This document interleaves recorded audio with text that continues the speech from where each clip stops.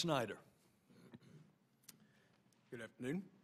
Thank you, Mr. Chairman, for the opportunity to appear before the subcommittee today to discuss the challenges and opportunities of the proposed FY 2011 budget for NASA. My name is Mike Snyder, and it has been my honor and privilege to work on the Space Shuttle program for the past 13 years. I'm an engineer, and I'm just one of the tens of thousands of people across America who work daily on the nation's efforts in human spaceflight programs. The views you hear today are my own, but I can assure you that they are representative and shared by many in the aerospace workforce at large.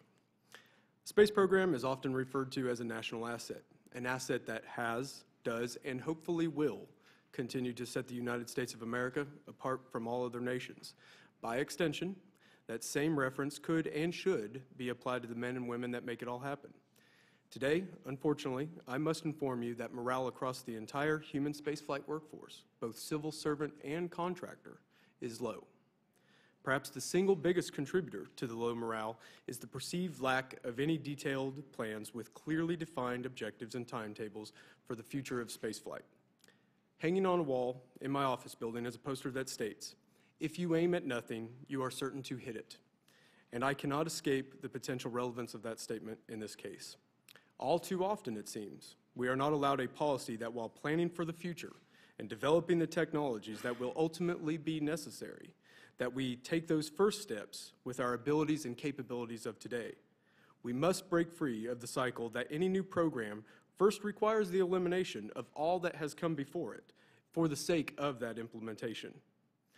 If NASA is to make such a dramatic change in course all at once, the question the workforce is left asking is how can all the necessary details associated with this new direction be in place a short 7 months from now when 2 out of the 3 major human spaceflight programs are scheduled for termination? The answer, we believe, is that they will not. If that is indeed the case, then who will perform this work? Where will this work be located? And when will it be available? Many of us obviously have families who we obviously need to support. We cannot and will not be able to wait around and assume that better days are ahead. For the nation and this industry, the result will be a workforce with valuable and unique skills and experience that will be greatly diminished or lost completely, and one that cannot be rebuilt without significant time and effort. Contributing to the workforce dilemma is the apparent arbitrary 2010 retirement date of the shuttle.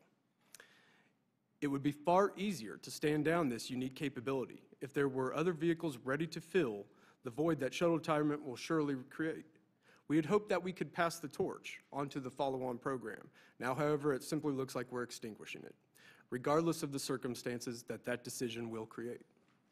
As of today, no American replacement vehicles exist that are operational, and the nation is hinging the sustainment and full utilization of the International Space Station, our $100 billion investment, 26 years in the making, on the hope and assumption that they arrive. In my opinion, that is a strategic mistake of vast proportions, and one that requires the utmost reconsideration from all levels of the federal government.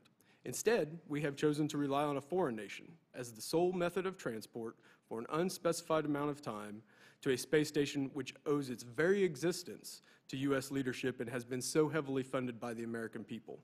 In general, this has been interpreted as a lack of faith from our government in our ability to fly the most capable vehicle to ever orbit and return to the Earth in support of the ISS.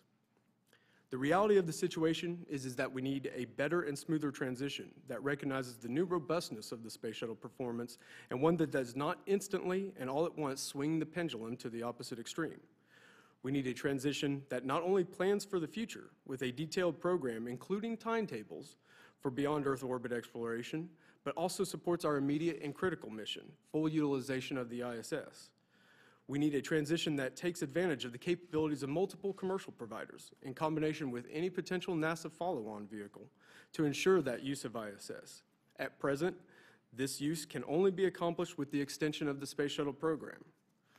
Once these commercial providers or other capabilities have met the appropriate performance milestones that prove their capability, then that is and should be the trigger for shuttle retirement. If this nation allows ISS to degrade and not realize its full potential, then potentially so does the business case for these commercial providers. Extension of the shuttle program also opens up the possibility of a shuttle-derived heavy lift vehicle. A recombination of shuttle elements into a new inline configuration could yield that capability in just a few years and take advantage of the natural synergies between shuttle, the potential HLV, their shared infrastructures, and the current experience base of the workforce. Finally, we have heard a lot about education and inspiring the next generation. It's an obviously worthy goal.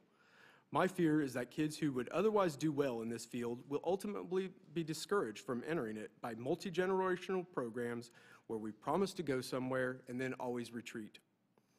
If we as a nation are serious about spaceflight, then that is something that we must absolutely change. I never saw a man walk on the moon, and that was something already relegated to history books by the time that I was born. My real concern with the current proposal is that my girls will grow up in a country where they too have to look to the history books to see what this nation used to be capable of achieving. Thank you again, Mr. Chairman, and I'm happy to respond to any questions you or other members